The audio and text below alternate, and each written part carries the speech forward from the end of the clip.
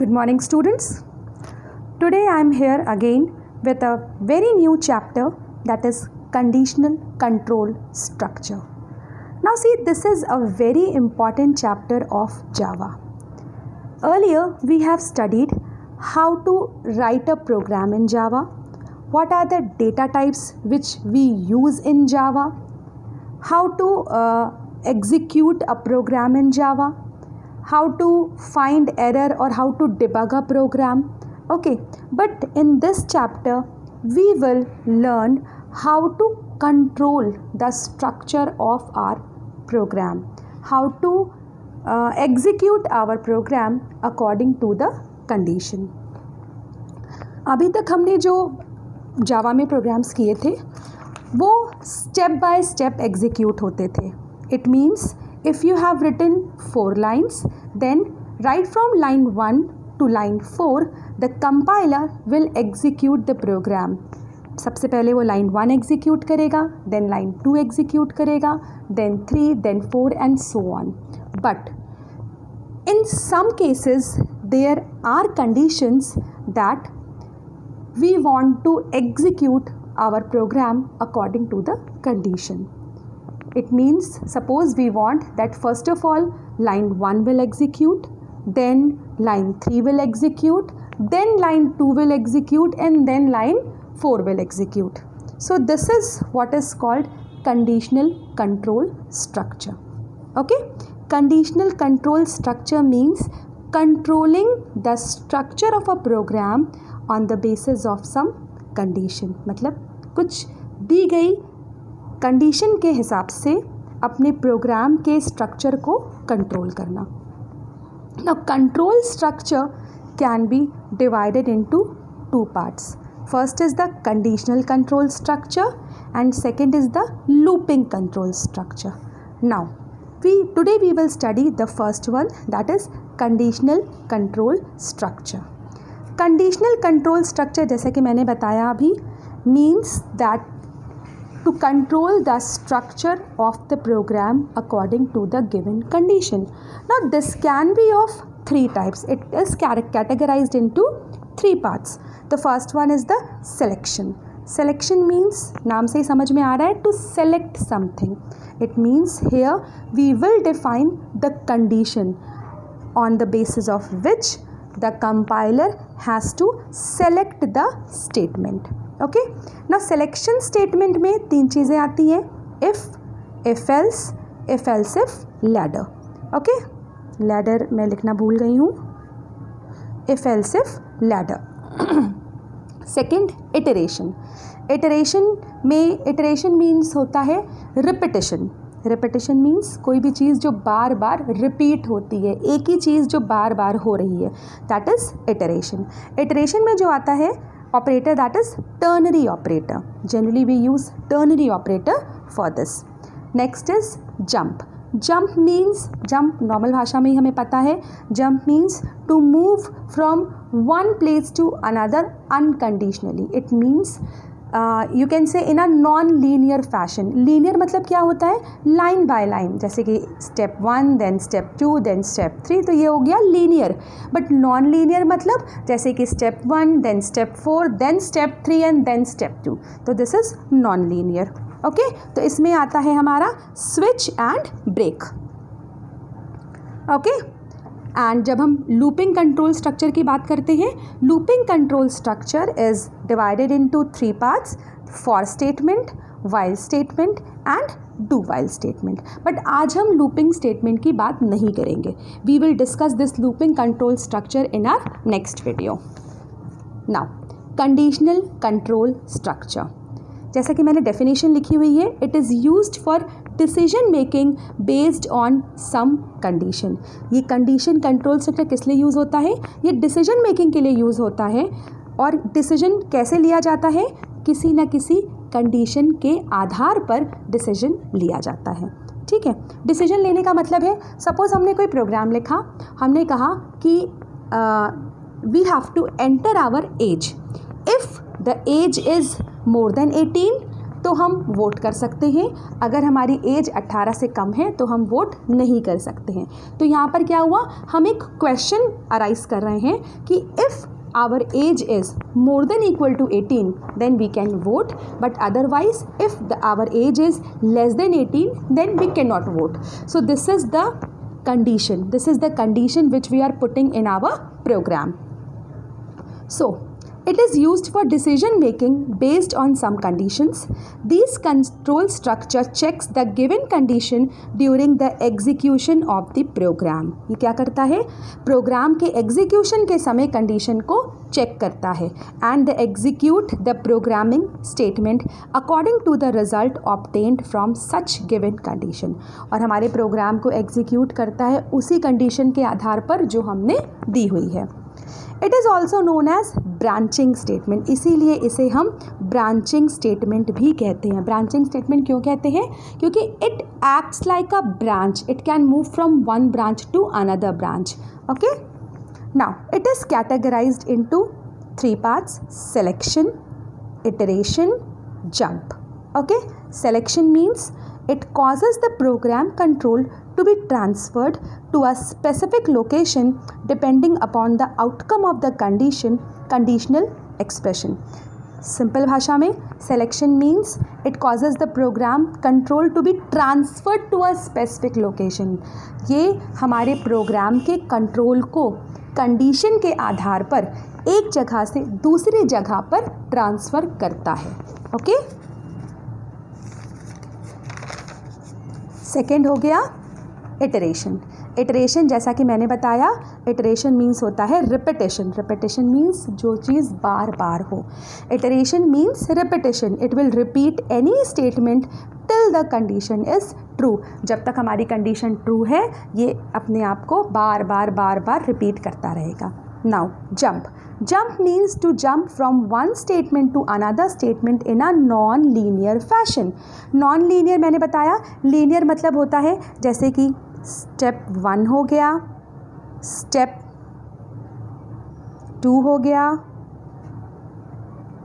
Step 3 हो गया, step 4 हो गया। अगर हम पहले स्टेप 1 में मूव करें, फिर उसके बाद स्टेप 2 पर आएँ, स्टेप 3 पर आएँ, स्टेप 4 पर आएँ, तो ये क्या हो गया, इसे हम कहते हैं लीनियर फैशन।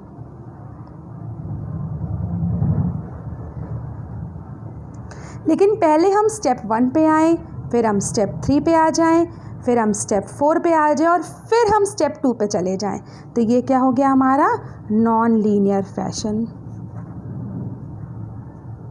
ठीक है, तो jump means it will jump from one statement to another statement in a non linear fashion. Next, selection statement. अब सेलेक्शन स्टेटमेंट की जब हम बात करते हैं तो इसमें कुछ स्टेटमेंट्स हैं जिनको यूज़ करके हम अपने प्रोग्राम में सिलेक्शन करते हैं, जिसमें सबसे पहला नाम आता है इफ़ कंट्रोल स्टेटमेंट का। इफ़ मतलब होता है यदि। ओके, इफ़ मीन्स होता है यदि, अगर ऐसा है तो हमारा प्रोग्राम एग्जीक्यूट करे, अगर ऐसा नहीं है तो हमारा प्रोग्राम एग्जीक्यूट ना करे।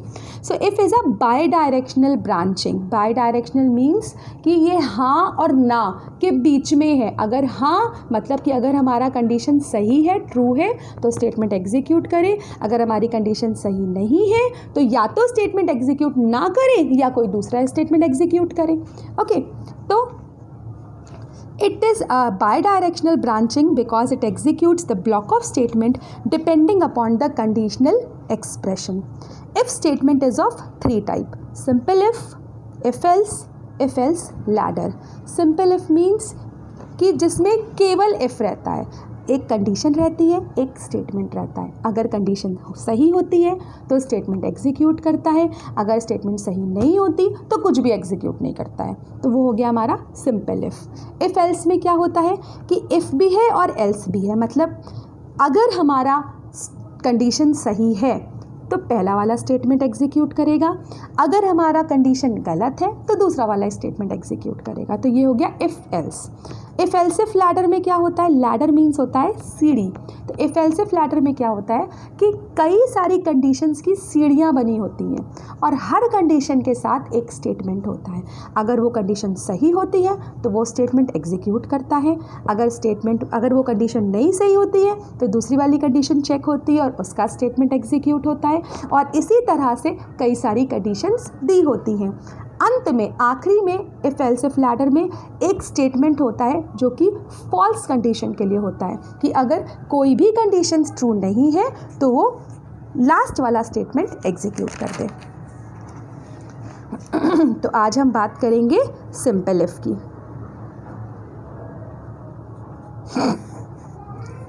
इफ बुलियन एक्सप्रेशन मीन्स ऐसा एक्सप्रेशन जो क्या करे, या तो ट्रू बताए या तो फॉल्स बताए। If Boolean expression, opening brace, Java statement, closing brace, मतलब कि यहाँ पे हमने एक कंडीशन दी इफ़ के अंदर, अगर वो कंडीशन सही है तो ये वाला स्टेटमेंट हमारा एग्जीक्यूट करेगा, अगर हमारी कंडीशन गलत है तो हमारा कंट्रोल इस वाले इफ़ के बाहर आ जाएगा, कुछ भी एग्जीक्यूट वो नहीं करेगा। ठीक है, to check whether the number is, अब हम एक एग्जाम्पल लेते हैं, to check whether the number is greater than 4 using if statement. एक प्रोग्राम से हमें ये चेक करना है कि हमारा नंबर जो है, जो भी हमने नंबर एंटर किया है वो 4 से बड़ा है या नहीं है। ठीक, तो हमने क्या लिखा, पब्लिक क्लास इफ स्टेटमेंट, ये मैंने नाम दिया है अपने प्रोग्राम को, आप अपना नाम भी दे सकते हो, कोई भी नाम दे सकते हो। Opening brace, public static void main, फिर हमने मेन वाली लाइन लिखी, इसमें हमने एक नंबर एंटर किया, इंटीजर ए, INT टाइप का है, इंटीजर टाइप का है, और ए हमने एंटर किया। Opening brace, system dot out dot println, ये लाइन हमने लिखी है ये दिखाने के लिए कि हमने कौन सा नंबर एंटर किया है। एंटर्ड नंबर इज़ ए, सबसे पहले आपके पास मैसेज लिख कर आएगा कि जो हमने नंबर एंटर किया है वो ये है। अब हमने कंडीशन लगाई, if a is more then 4, अगर a 4 से ज़्यादा होता है तो क्या करें, तो system dot out dot println number is greater than 4, ये मैसेज प्रिंट कर दे। और अगर हमारा जो नंबर है वो 4 से बड़ा नहीं होता है तो कुछ भी ना करें, क्योंकि बाद में हमने कुछ भी नहीं दिया है, हमारा प्रोग्राम यहाँ पर ख़त्म हो गया है। तो इसमें क्या हुआ, आउटपुट इसका कैसे आएगा, सपोज़ हमने नंबर दिया 5, ठीक है, तो सबसे पहले तो लिख कर आएगा एंटर्ड नंबर इज़ 5, और उसके बाद प्रिंट होकर आएगा number is greater than 4। Okay, और अगर सपोज़ हमने यहाँ पे 5 की जगह पे एंटर किया a इज़ इक्वल टू 3, तो फिर लिख कर आएगा एंटर्ड नंबर इज़ 3, और इसके बाद कोई भी मैसेज नहीं आएगा। क्यों, क्योंकि हमने इस प्रोग्राम के अंत में कोई भी मैसेज नहीं दिया है। तो हमारा, अगर हम 4 से कम नंबर देते हैं तो केवल हमारा इतना आउटपुट रहेगा, और अगर हम 4 से ज़्यादा नंबर देते हैं तो हमारा इतना आउटपुट रहेगा। चलो, now we have to solve 2 questions. Write a program to check whether the entered number is positive. अब आपको एक प्रोग्राम लिखना है जिसमें ये चेक करना है कि आप जो नंबर एंटर कर रहे हो वो पॉजिटिव है कि नहीं है। अब आपको पता ही होगा कि नंबर कैसे चेक होता है कि वो पॉजिटिव है कि नहीं है। ठीक है, अगर हमारा नंबर 0 से बड़ा है तो वो पॉजिटिव है, अगर हमारा नंबर 0 से छोटा है तो वो नेगेटिव है। यही कंडीशन आपको लगानी है और प्रोग्राम लिखना है। ठीक है, दूसरा प्रोग्राम है, write a program to read the age of the user. एक प्रोग्राम लिखना है जिसमें यूज़र की एज लिखनी है, and then takes a decision whether to print a particular sentence based on the age that is entered और not. और आपको फिर एक उससे मिलता जुलता स्टेटमेंट लिखना है कि अगर वो स्टेटमेंट एज से ताल्लुक़ रखती है। फॉर एग्ज़ाम्पल, आप वोट करने के लिए लिख सकते हैं कि if age is more than equal to 18, तो क्या हो, यूज़र कैन वोट। ठीक है, अदरवाइज़ क्या हो, यूज़र वोट नहीं कर सकता। तो इन 2 प्रोग्राम्स को आप करेंगे, प्रोग्राम नंबर 1, प्रोग्राम नंबर 2, और इसका आउटपुट आप मुझे करके दिखाएंगे. Okay, and then we will again meet in another video and we will discuss then if else statement. आज हमने if पढ़ा, उसके बाद हम if else statement पढ़ेंगे.